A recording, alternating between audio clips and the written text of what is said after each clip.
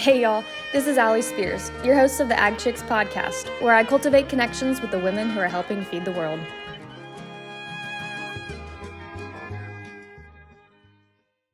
Okay, so today I'm breaking my one rule of women only, but I promise there's a purpose behind this. So today my guest is my brother, Brayden Spears, and the reason we're doing a podcast episode like this is, well, there's a couple reasons.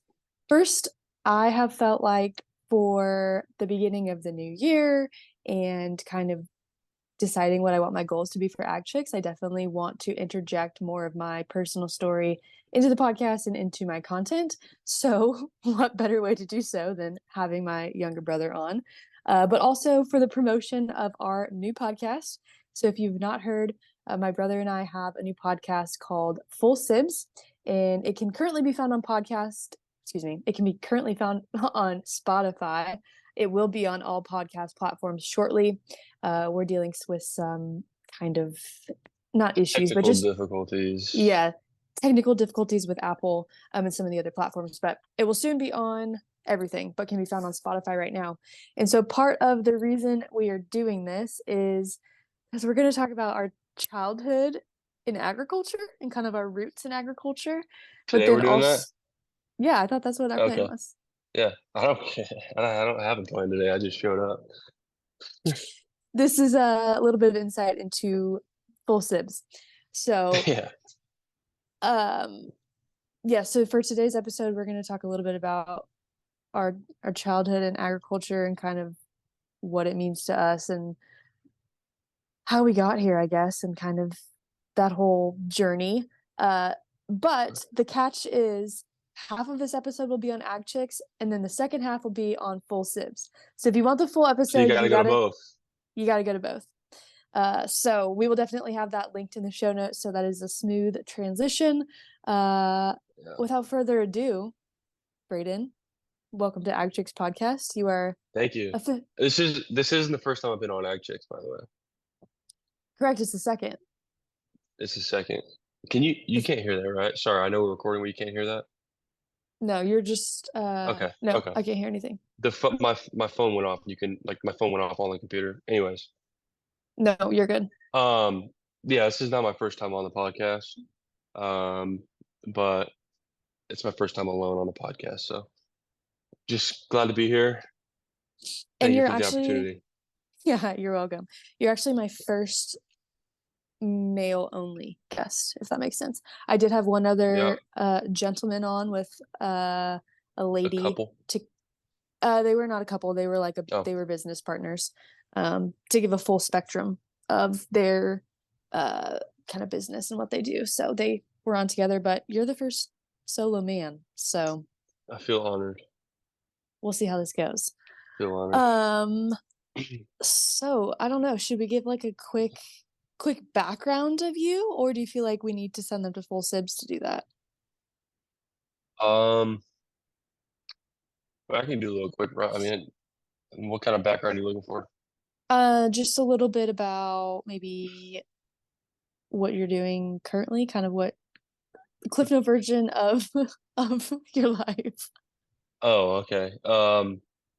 Well, I obviously grew up with my sister Allison Spears in California on a ranch.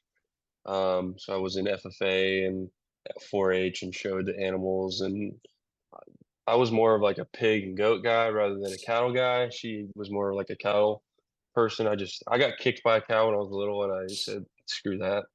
I've kind of come around on them, but when I was younger, I was a pig and goat guy, and then was like did livestock judging and all that stuff through high school. And then I went to college to play baseball. Just got my degree from Boise State. What day is it? Like less than a month ago. So I just graduated from Boise State, moved back home. 30-year-old living with his parents. When I'm 22. In the basement. Yeah, just moved back home, and now I'm just training. I play professional baseball, so I'm just training. I'm actually down in San Diego right now in a beachfront villa. Is how it was. It was the Airbnb was marketed as a beachfront villa, and we're not even close to the beach. So um, I'm down here right now working out, but so short note is I grew up in ag. I still am a part of ag and I play professional baseball. That's me. Good Is that job. good enough? Thank you. Snaps. Yeah, no, that's perfect. So I think I'm trying to think of the best way to start, or maybe like the best question to ask you. Okay, I have one actually. And this might be kind of weird because I don't even know if I can think of mine. But what's your earliest memory of agriculture? So that's a weird question or no? Um, no, that's a good question. My earliest memory of agriculture, I have a lot. I have, there's a few. My earliest probably memory of agriculture, just like being around it, is probably when we had the Vasco Ranch and we would play um like cowboys and Indians and stuff. We'd go sit in that water trough. Remember that water Yeah. trough? Yeah, we made it That's like probably like into my a fort.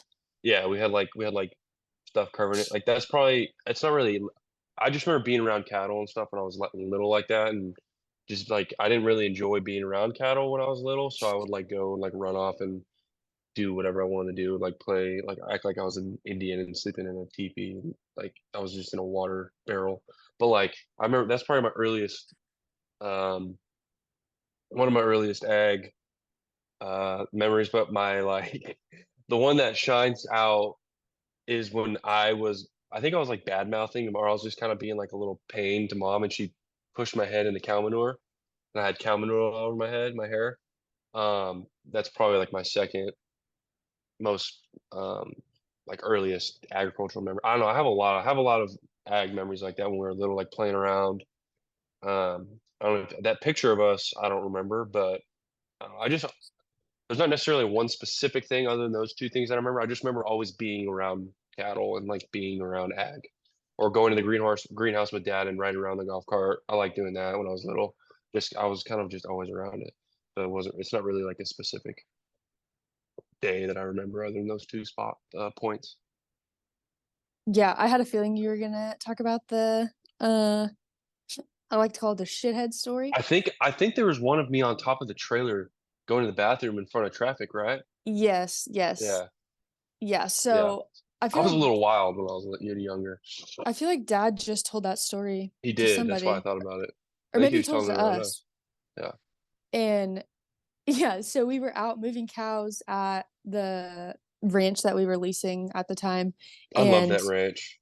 I know it was really fun. It was like it was super interesting layout of it. It had like two It was like sides. hilly. It was like hilly. It was So there's cool. this main road called Vasco Road in where we grew up, in kind of central Bay Area, California, northern central California, and that road it was is like a main highway basically. And so the property that we rented was split by that main highway, and then it was really hilly on both sides. And I don't remember how many acres it was, but it was huge. It was a huge It was ranch. big. It And was so there big. was two underpasses I think that we could take to get to either side, and we had one area where we had like the main working pens, and then I feel like we had like a pop-up area kind of On the pen other side. situation on the other side. But we made just Probably. I don't most remember details like that, to be honest with you. I was young. we mostly did it out of the one side where it was like permanent facilities, Yeah. uh which now it's a vineyard, which is kind of crazy. Whenever Hmm. we drive home like from the airport, when somebody picks me up, it's just so weird to see how all that area has changed so much. But anyways, so people could definitely see what we were doing when we were out working cows. I On mean, it that, wasn't yeah. like up close Around and the, personal, but they could see like, you can oh, there's see that people we're out there with working cow. cows. And Yeah. so Brayden climbed to the top of the I think livestock trailer. I want to say I got dared to do this, but I don't know.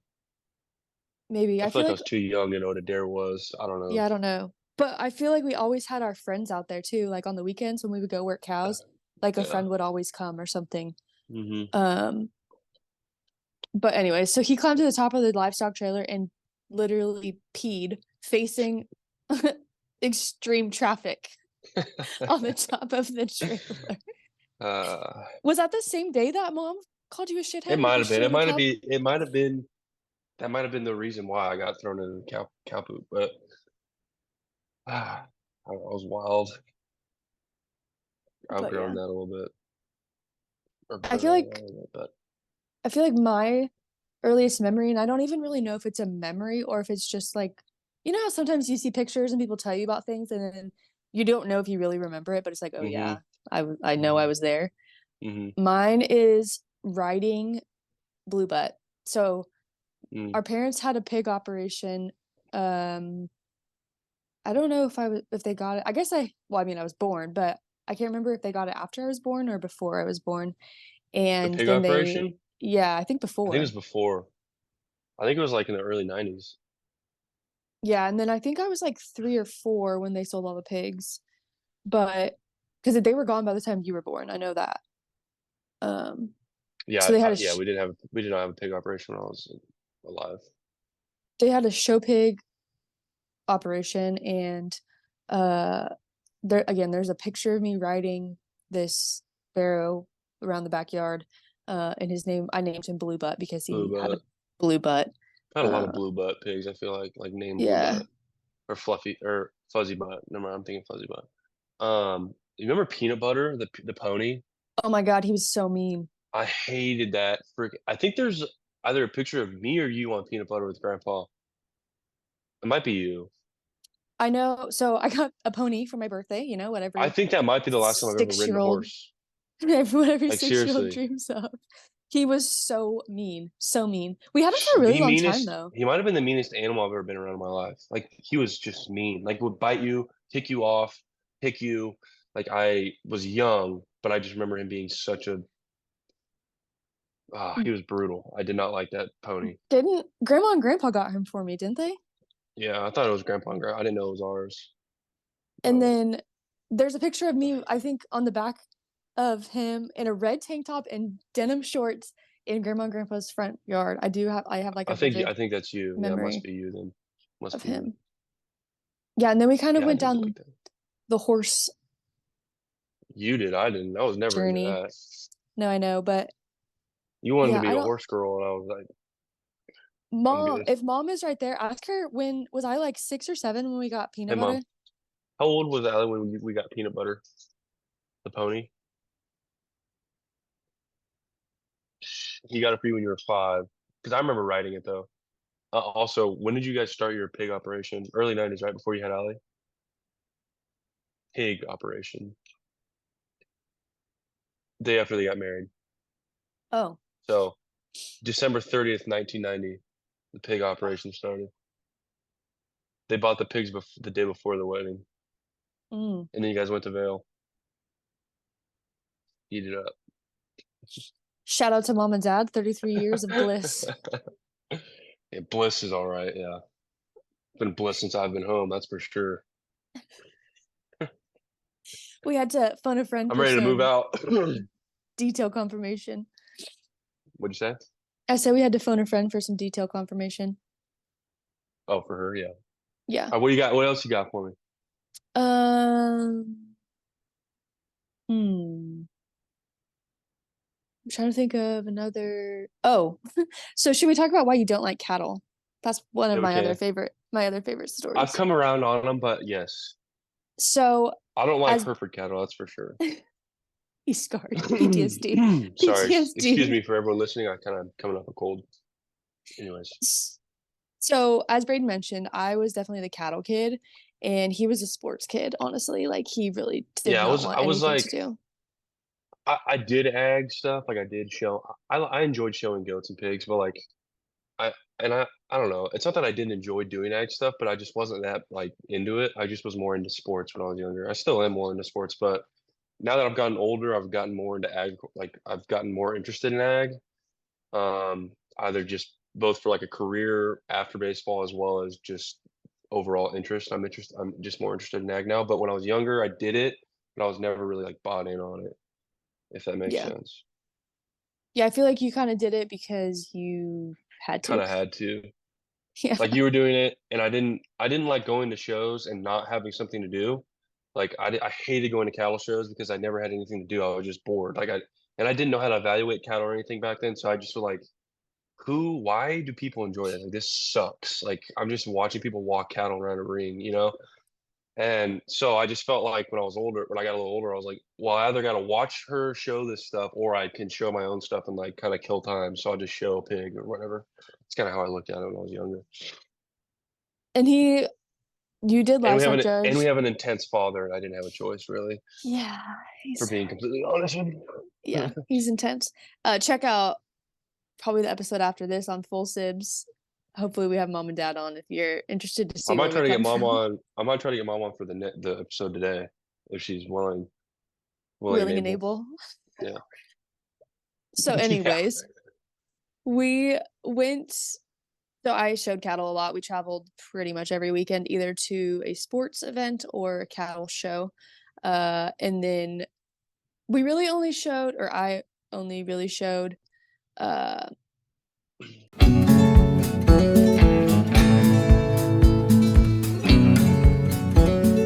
by ranchers for ranchers. Together, let's make ranching easier. Previously known as Cattle Back Box, Strayhorn has rebranded to better match their ability to push the envelope in creating innovative animal management products to serve the ranching community. Strayhorn is rooted in tradition and ranching legacy, but they believe in the opportunity of looking at things with a new perspective to drive the industry forward. Check out all of the things that Strayhorn has to offer you and your herd. Pigs and well, I showed the pigs every year at our county show. We did a couple of jackpots with pigs, not a ton. I did But one, I think. yeah, and then I showed a lamb twice. The first Yeah, time you're never gonna catch me showing a lamb. I promise you the that. first time No. I only did it because I really thought their little tiny halters were super cute, and I thought it was just like so cute to run around the fairgrounds with a How old lamb were on a you? halter. Your first lamb? Don't have a halter on? Aren't you all hands on lambs? When you show them, but like when you Oh, exercise them, they have halters. oh, oh my God. I feel like I was maybe a freshman in high school or maybe eighth grade, and then I didn't show another one until my senior year.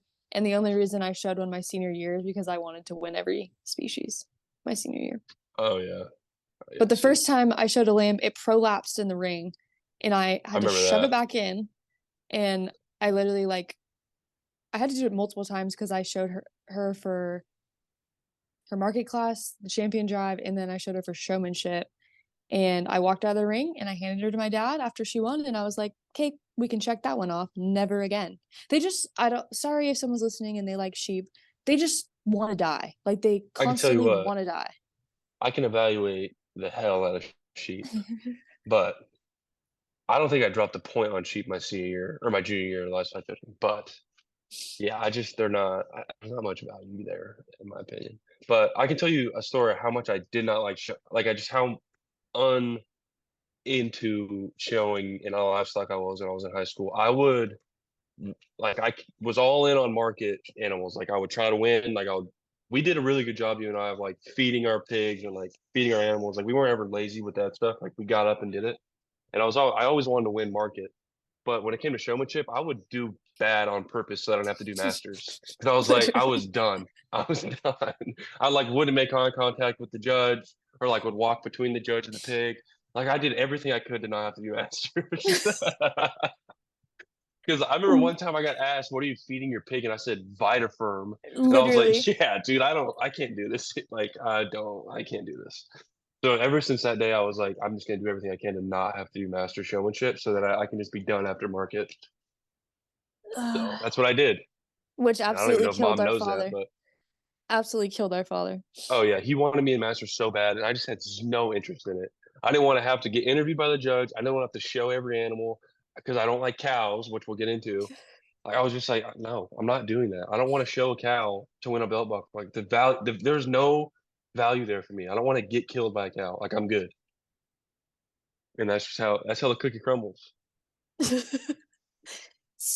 And if you are listening and you have no idea what master showmanship is, so a lot of times it's called round robin too at other like county fairs or I was stock not a shows. master, that's for sure. But it's basically like if you win your species in showmanship, then you have to show all of the species All against the all of species, all the other people who also won their species. So, and then you have to um, like and then like the judge comes up and like asks you questions and all this stuff. It's just like I mean, some people, aka my sister, loved it. Me, I had no interest in it. I was like, nah, just give me the Supreme, and that's all I want. I don't care. I'm trying to take this thing to the auction and get paid. That's it. See, I like showmanship because that's something I had control over. Like sometimes if you had which okay, our county fair, Bro. uh, yeah, our county fair was let's how do I put that? It was Ass. competitive. It was there was like 5 to 10 people that were Yeah. fairly competitive I'm every sorry if year. you can cut that out. My bad. No, I don't But care.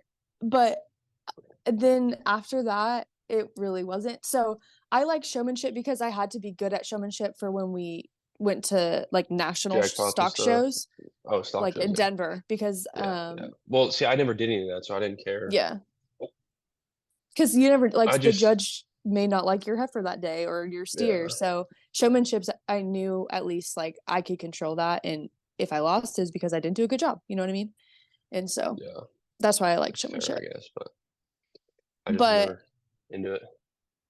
going back to your Why I with your hate cattle. yeah. So I guess You kind backing of up a probably know little the story bit. a little bit. I can tell you my experience when it happened, but But hang on yeah, for a back up second. a little bit and you give your perspective first because I don't know Okay. what you're gonna say. So, first of all, if you don't know, we are, I mean, I consider us to be fifth generation ranchers. Yeah, We grew yeah. up on our family's farming and ranching operation. We got cows when I was 8 or 9. Or no, I was younger than that. I was probably like 7. And then we had registered Angus cattle for quite a while, and that was like we had a purebred herd, and we did a lot of private treaty bull sales and just had like a cow calf seed stock operation. And then more probably in the last 10 years since I left, our herd has transitioned more to a commercial side of things where we have some influence from genetics of Simmentals. And then kind of the whatever my show cattle were, those genetics are mixed in, whether that was Herefords, Maines, Charolais, kind of a menagerie of different things. Yeah, But yeah. I started showing when I was old enough. So I was 9 years old and we got Hereford cattle because at the time that was the cheaper of the breeds. Angus cattle were pretty well off the charts. That was kind of the peak of the Angus craze, I guess Angus. you could say. And they were I don't even more, think that's there anymore. well, I mean, everything's high end now. Like everything's Well, yeah. wild in terms of like expensive and stuff like that. And they were also supposed to be a little bit more docile. People will argue with that. I don't know. But Brayden will definitely argue with that. But anyway, I'll so argue with that. I started showing Hereford cattle, They're and not maternal, I'll tell you that. and so my dad, every time he has to bottle feed a calf, it's typically a Hereford now, and Always a he Hereford. cusses his decision to let me get Herefords from the beginning. But anyways, so we showed local, state, and national level with, or not we, I showed at a local, state, I national went there, level. but I didn't show. Yeah, and Brayden occasionally had to take a halter in a cow calf This was situation. literally my worst nightmare. And Like what was it? It would have been, was it my worst 2010? night. Oh, I 2010 don't State know what Fair, year it maybe? was. Maybe it was It was a state 2012. fair for sure. California I State was Fair. I was pretty young still, so it was probably 2012. Yeah, I'd say I was 11. Yeah, that sounds right. Yeah, I feel like that's right. Anyways, so I had, oh, This is dang, like my worst nightmare. we probably had 10 head at that show. We had a ton of head. Bit a lot because we were all had And our hands full. yeah. And so anyway, so we do you want to tell your version or do you want me to tell my version? This is what I remember. I don't know what I think we were coming from the wash rack back to I the pens. It was either the wash rack or tie outs. I can't remember. Okay, so either one, we had to walk him back to the pen. Either you or dad or maybe the fitter, I don't even know, was like, "Hey, Brad, we need you to like take the calf." And so I'm like, "Why did I come out here?" Because I went out there with everybody else, just thinking like I was going to go look at cattle wherever. And I walked out there. He's like, "Hey, we need you to take the calf. It's got a whole turn." I'm like, Oh God. So I'm like, all right, whatever. I grabbed the calf. I'm the last one in the line of however many cows we had walking to the thing. And this thing just freaks out, like starts bucking and kicking, and I'm like trying to hold it like with the halter. And all of a sudden I'm like, I can't hold on to this thing anymore. And I'm like, it's like kind of dragging me around in front of everybody at State Fair. I'm getting dragged around by like a calf. That thing jumps up, just kicks me square 2 feet right in the chest. I let go, and I'm on the ground like, and then that day forward, I was like, mom's laughing out there. Like when you like just slam really hard or something, you like all the air gets out of you, just like that's what I sounded like, and I felt like. And from that day forward, I was like, I will never touch a cow again in my life. That is, and me, like, I didn't even care that the calf was off my hand, running around. I was like, I just laid there. I was like, I'm just gonna stay here for a little while. But this, yeah, I cannot. I still hate Hereford cattle to this day. No, we were at State Fair. The best part though is the calf was maybe 3 months old. Like it was not very big. It was Not very young, big at all. Like, yeah, like maybe 250 pounds, maybe. dude. I was 11 years old. Like that thing was throwing me around. I just remember you saying like, I got trampled. Like I I was did get trampled. trampled. I just remember crying. I remember like I feel like I landed. I feel like he kicked me and I landed in like shavings or something. I just like laid there. It was just like. I vividly remember it was like right in front of where the judge family was. It was like right in front of their pen and like right on the other side of the show ring. And so it was like the main alley that like Yeah, it was everyone was rough. walking down. It Public was was rough. like out and about, like strollers everywhere, Yeah, people, cattle. And I'm pretty sure the calf ran straight to its mom and like started nursing. probably. But it was it was such I an didn't incident. care if it did or didn't. That thing belonged to the state fair now. Oh, so I that's didn't why care.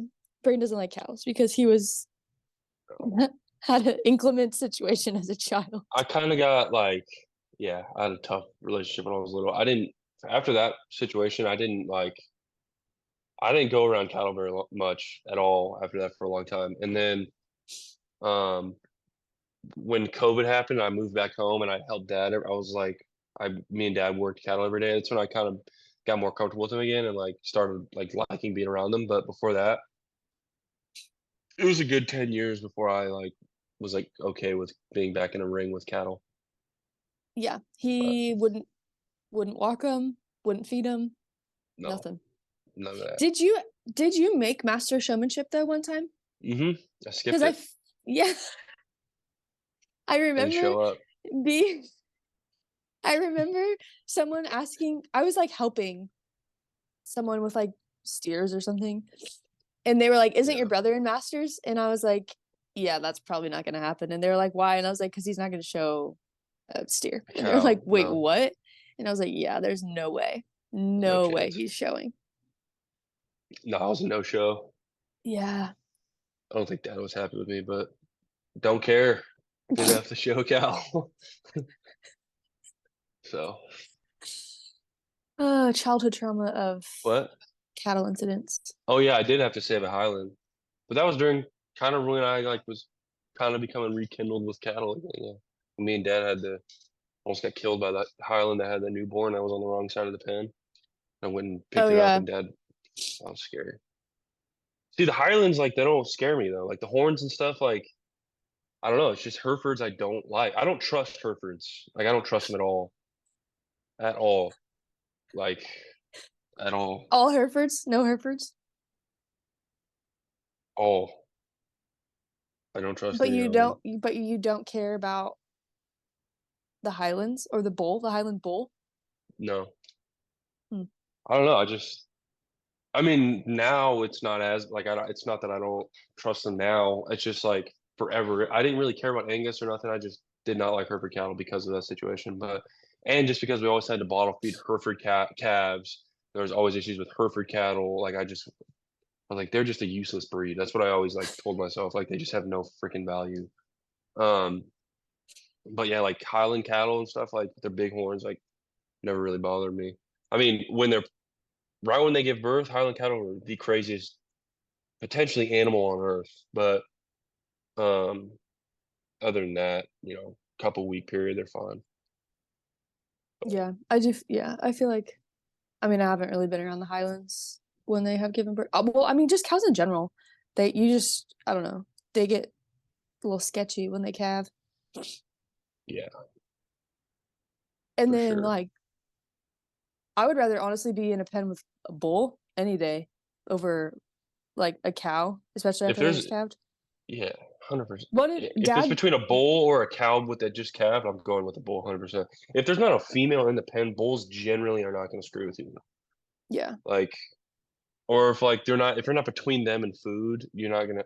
I don't know. I've just never really had any issues with bulls. Like, I've always had issues with cows And calves.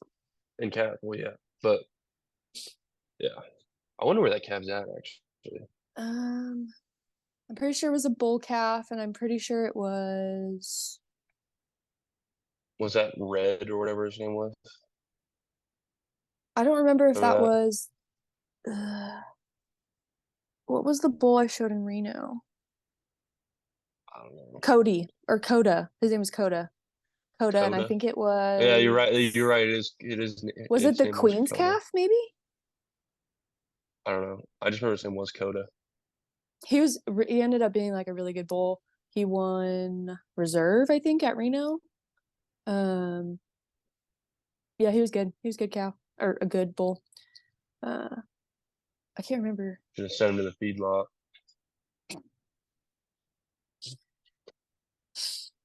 Cow. And then, so I'm trying to decide any other ag stories we should hit on before, because I think a good story to tell would be our bucking bull enterprise. Oh yeah. Should we do that, or We do we also think I know. this is a good place to cut? Well, yeah. I mean, another ag thing is just like 4-H camp and stuff. Like that shit was fun. That crap was fun. But um, I'm kind of ag. I don't really have anything other than like yeah. I don't know. Oh, actually, I have a question. In terms of, so you said like you moved home when COVID happened, obviously Yeah. because the world shut down. Baseball got canceled. But Mom, can you give me water? Thank you. but you also like worked for dad basically during that time period. Yeah. Yeah. Not only like helping him at That's home, yeah. Sorry. Go ahead. not only like helping him at home with the cattle, but then also our dad is the owner of or one of the partners in ownership for a vegetable seed and Part transplant owner. Yeah. company. Yeah, part owner. Thank you. I couldn't think of the word.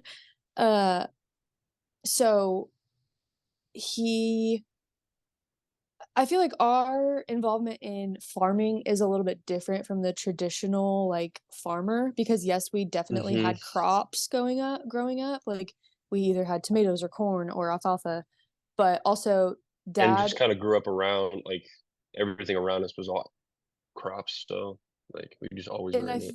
feel like Garlic too. yeah, onions. A lot of our involvement was honestly through like other farmers and like being with our dad when he interacted with other farmers and like helped them with seed or transplants for their fields or Yeah, yeah, I mean, yeah. Like I can't remember what year it was. Was that COVID when I did all the seed counting for Robbie? Yeah, I did like seed oh, counting for a farmer. I did that He's not too. even actually he's not even a farmer. He's the part owner of Caltrans. I don't know. Counted seed for him. Like it was never like because dad was a farmer that we had farming experience because dad's not really technically a farmer. I wouldn't. He Yeah. is, but he's not. You Yeah, know. But he's a weird farmer. I don't know. Like what he I like what can't I what I when people ask me what he does, I say he's like a farmer, a consultant, and like a foreman because like he like tells people what to do agriculturally, and then he also like has the knowledge, so he is a farmer, and then like he consults by like I don't know, he's like and he's also a salesman, so or a businessman, so like he sells the seed, he tells them what to do, how to take care of it, what to do with the water, like he kind of like is a part of all of it, and then also in harvesting too. So I don't know, he just does yeah. everything involved I with don't ag. Yeah, I feel like it's and maybe it's a California specific thing. I can't really speak on other locations, but I truly believe, or not believe, like he is involved in every aspect of the entire like seed to harvest and makes a Yeah, lot he's of a decisions for the farmers, which is kind of interesting because you think like, oh, he sells a seed and he turns it over, but he's a part of the entire process. whole And then thing. like I mean, canneries, like the whole thing. yeah, I mean, I know you've ridden with him. I've ridden with him. Farmers call him all All day day. long. Like you can't have a conversation with him Yeah. on a work day, like for more than 5 minutes because he's got guys calling him, like asking him for what do I do here? What do I do here? What do I gotta, what's this? Stuff like that. Can you come check this out? So he's just, I don't know, he does it all. But with kind of, I'm glad you brought that up because my like interest in ag is more that side of ag rather than like livestock side. So, and during COVID when I worked for dad, I like worked on trials and stuff. So I helped like their experimental seeds. I was like a part of them being planted and stuff to the people that are listening. They had like new genetics and stuff that they always have new genetics that they're trying out. So they plant trials of like small plots of these crops. They plant them and then they research them and study them and see what their yields are, and then they see what how they perform in canneries and stuff like that. And so I was a part of that year, like helping the guys that run that, kind of helping them plant and like counting seed form and stuff like that. And I doing that summer or the 6, 7 months, however long it was a while. I kind of like found an interest in ag, that side of ag. So I'm not really like I'm still interested in livestock, but I'm not interested as much as I am on that side of ag. So that's kind of More the ag ag. business side. Yeah, for sure. Yeah. And I don't know if I want to pursue a contract in ag or a career in ag, it'd be that side for sure rather than the livestock side. Yeah. I feel like that makes sense. And just kind of what your plan is too for when you move here and all that kind of stuff. Um, but I feel like we I mean, should, that's what brings us to like the chemical sales and stuff like that. That stuff's interesting to me too because it's still business. yeah, yeah. It's like all the other aspects that go into ag, like as the industry, right? Because there's so Right. many different moving parts and aspects of it. It's honestly like I think insane if you it's think about it. I mean, I don't know. It might be, it's probably like this for every industry, but I feel like it's just one of the most complex industries you could even think about. Like, there's just so many working parts, moving parts in it. Like, it's crazy Yeah, how it all and things you works. wouldn't even think about or know unless you knew, which that's Yeah. kind of a weird way to say it, but Yeah. um, I don't know. anything else you can think of major before we kind of move into uh I think just some more funny stories probably. Um, no. How much time we got? So we are roughly at about 40 minutes. 40? Hmm. Are we just splitting it in half? Splitting it right in half? Don't you think? I Yeah. mean, Okay. like this, let's cut it here and then we can roll the next and I'll just edit it out. All right. Okay. Okay, so if you want to hear the rest of this episode, head over to Full Sibs and check it out as we continue down this Go over there. path of Spears fam and ag and Full Sibs, which Absolutely. which the name of our podcast really did originate from our agriculture livestock background. Yeah. If you know, you know, kind of thing. Yeah. So hope to see y'all over there. Thank you for having me on, by the way. No problem. Go Ag Cheeks. Thanks so much for tuning into this episode of Ag Chicks. Don't forget to follow along on social media at Ag Chicks for more agricultural related content, and also be sure to check out your favorite podcast gear from www.agchicks.net. We'll see you next time.